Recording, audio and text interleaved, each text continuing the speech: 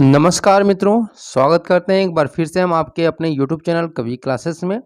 आज हम लोग यूपी बीएड प्रवेश परीक्षा 2022 के संबंध में हिंदी भाषा का विकास पार्ट 4 को आज हम लोग हल करेंगे और उसका जो प्रैक्टिस सेट है, जैसा कि आपको पता है कि हम लोग व्याख्यात्मक रूप से इसको हल करते हैं।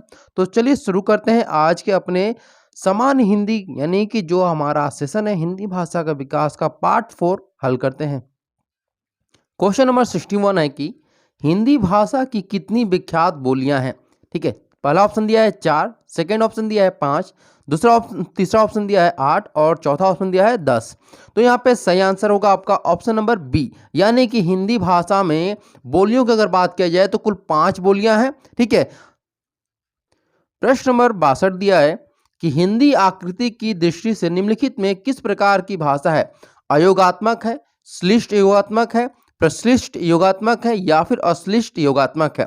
तो आपका हिंदी भाषा जो है हिंदी आकृति जो है वह दृष्टि से श्लिष्ट योगात्मक भाषा है। ठीक है, किस प्रकार की भाषा है तो श्लिष्ट योगात्मक है। अब अगले प्रश्न में चलते हैं। प्रश्न नंबर 63 दिया है कि ब्रज भाषा का विकास किस अपभ्रंश से हुआ है। तो यहाँ पे देखिए आपको बताना चाहेंगे, 4 ऑप्शन दिया गया है, मागधी, अर्धमागधी, पैसाची और सौरसेनी।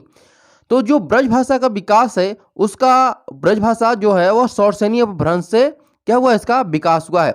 और ब्रज भाषा का जो प्राचीन नाम था वह क्या था, सूरसेन था। ठीक है, क्या था, सूरसेन। और इसी के नाम पर मतलब कह सकते हैं कि इसी के नाम पर इसको बोला जाता है कि ब्रज भाषा जो है वह सौरसेनी अपभ्रंश से विकसित है। और ब्रज शब्द का जो अर्थ होता है वह होता है गोस्थली या फिर गोचारण स्थल, अर्थात गाय के चरने का स्थान। ठीक है, और अगर हम बात करते हैं कि जो जिसका मतलब अगर ब्रज भाषा का जन्म की बात किया जाए तो इसका जो जन्म हुआ था वह लगभग 1000 ईस्वी में हुआ था। ठीक है, कितने में हुआ था, 1000 ईस्वी के आसपास हुआ था। और इसके अलावा ये बात की जाए कि जो ब्रज भाषा है वह कहाँ कहाँ बोली जाती है, तो मथुरा और उसके आसपास के क्षेत्र को ब्रज मंडल कहा जाता है। और यह भाषा भी जो है वह ब्रज क्षेत्र मथुरा के आसपास में बोली जाती है, इसलिए इसे क्या कहा जाता है, ब्रज भाषा कहा जाता है। प्रश्न नंबर 64 दिया है कि किस क्षेत्र की बोली को काशिका कहा जाता है। क्या कहा जाता है, काशिका। और आप लोग ये जो 4 शहर का नाम दिया गया है, दिल्ली, वाराणसी, सूरत और भीलवाड़ा, अगर इन किसी भी एक जो ऑप्शन मान लीजिए एक है, जैसे मान लीजिए आपका ऑप्शन यहाँ पे क्या है, बी है, मतलब काशिका जो है वाराणसी जो क्षेत्र यानी कि जो शहर है उसकी बोली को हम लोग क्या बोलते हैं, काशिका बोलते हैं। और अगर आप वाराणसी में जाते हैं तो आपको हर एक गली चौराहे पर एक काशिका नाम से कोई ना कोई दुकान आपको मिल जाएगा। तो यहाँ से आप समझ सकते हैं कि जो बोली है यानी वाराणसी की जो बोली है उसको हम लोग क्या बोलते हैं, काशिका बोलते हैं। अब आते हैं प्रश्न नंबर 65 पर। प्रश्न नंबर 65 दिया है कि पश्चिमी हिंदी के अंतर्गत कौन सी बोली आती है।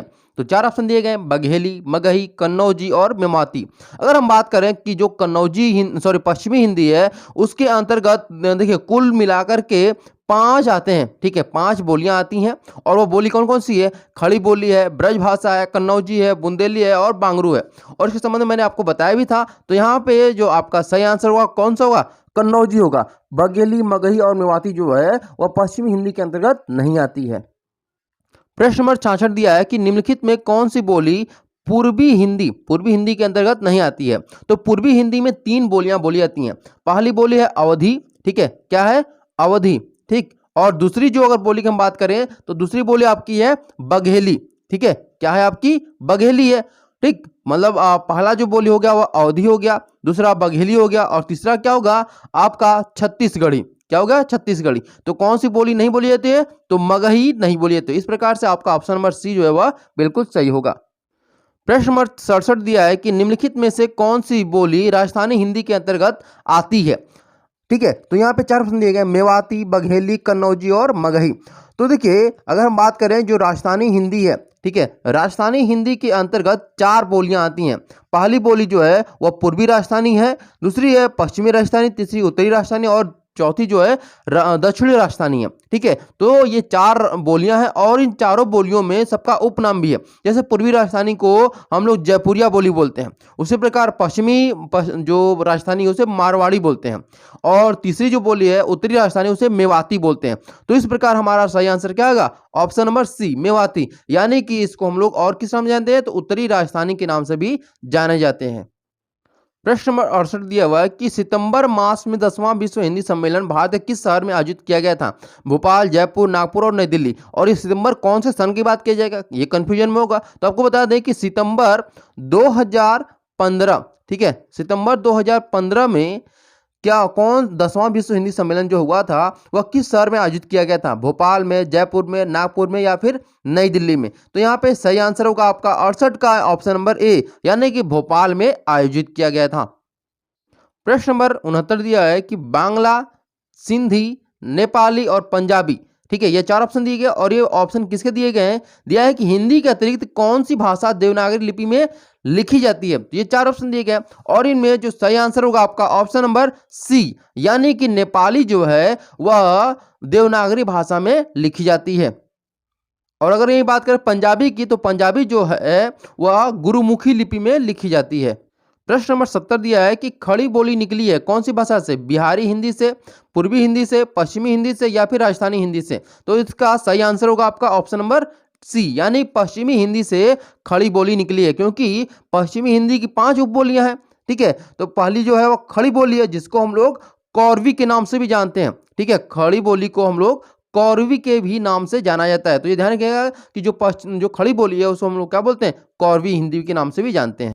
प्रश्न नंबर 71 दिया हुआ है कि भाषा के शुद्ध रूप का ज्ञान किससे होता है? तो 4 ऑप्शन दिया है, लिखित भाषा, लिपि, व्याकरण और उपयुक्त में से कोई नहीं। तो सही आंसर होगा आपका ऑप्शन नंबर सी, यानी कि भाषा के शुद्ध रूप का ज्ञान किससे होता है? तो व्याकरण से होता है। अगर व्याकरण ना रहे तो कोई भी भाषा क्या है? शुद्ध रूप से ना बोली जा सकती है ना ही लिखी जा सकती है। जैसे लोग बोलते हैं कि 6 महीने में आपको इंग्लिश स्पोकन सिखा देंगे, तो वहाँ बोला जाता है कि आपको बिना ग्रामर सिखाए आपको सिखाया जाएगा अंग्रेजी बोलना। तो ये मतलब नामुमकिन की तरह का लगता है कि कोई बिना ग्रामर का ज्ञान दिए किसी को स्पीकिंग कैसे सिखा सकता है। ये तो मेरे पल्ले नहीं पड़ता। अगर आप लोग जानते हैं कैसे सिखाया जाए तो आप लोग जरूर कमेंट बॉक्स में अपनी राय जरूर दीजिएगा। प्रश्न नंबर 72 दिया है कि किस बोली में ने प्रसर्ग लगाया जाता है? ने। अब यहाँ पे दिया है राजस्थानी में, अवधी में, खड़ी बोली में या फिर ब्रजभाषा में। तो सही आंसर है आपका खड़ी बोली में क्या लगाया जाता है? ने प्रसर्ग लगाया जाता है। प्रश्न नंबर 73 दिया है कि भारतवर्ष के लिए हिंदी भाषा का नाम सबसे पहले किसने सुझाया था?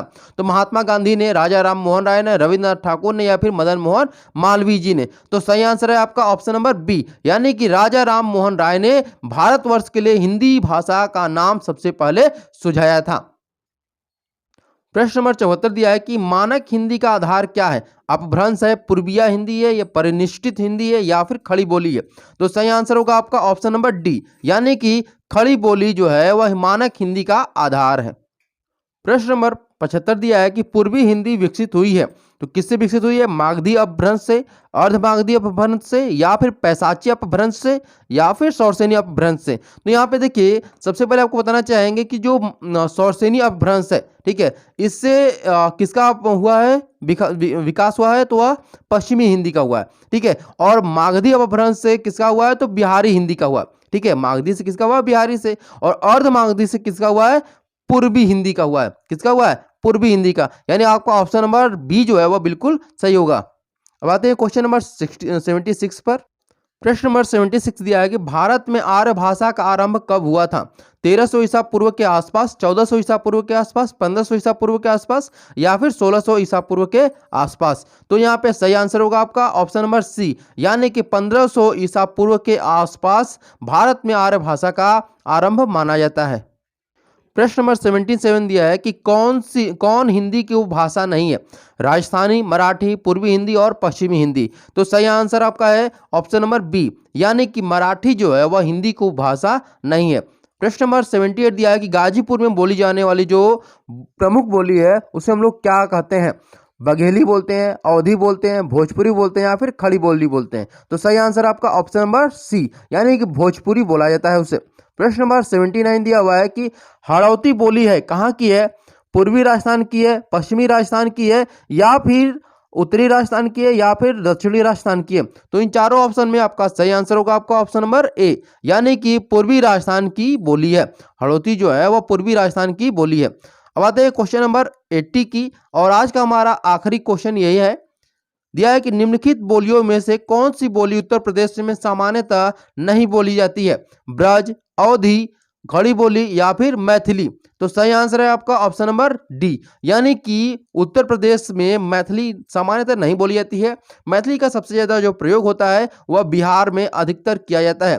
ठीक है, तो यहाँ पे आप लोग का जो सेशन है यहीं पे हम लोग समाप्त करते हैं। और आपको ये सेशन कैसा लगा, अपने फीडबैक आप लोग जरूर कमेंट बॉक्स में दीजिएगा, क्योंकि आपके फीडबैक ही हमें इम्प्रूव करने में सहायक होते हैं। अगर आप हमारे चैनल पर नए हैं तो जरूर हमारे चैनल को सब्सक्राइब कर दीजिएगा, लाइक कर दीजिएगा और शेयर करना ना भूलिएगा। Thank you so much for watching this video.